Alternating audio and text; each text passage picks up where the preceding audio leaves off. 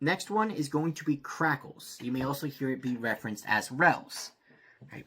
This is described as a popping or crackling noise that's heard on inhalation.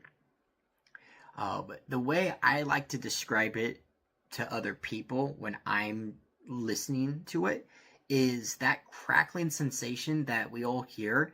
It's the same kind of sound effect that you get when you pour milk on a Rice Krispie cereal. Right? That's what crackle sounds like.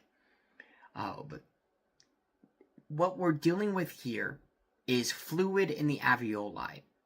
There's this fluid accumulation that most likely is the result of congestive heart failure, in this case left-sided congestive heart failure.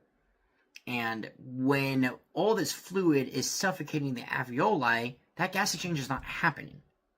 Right? You can give them a non-rebreather, and that will help somewhat, but it's not doing anything about the fluid that is accumulating in the alveoli. What do we do for crackles?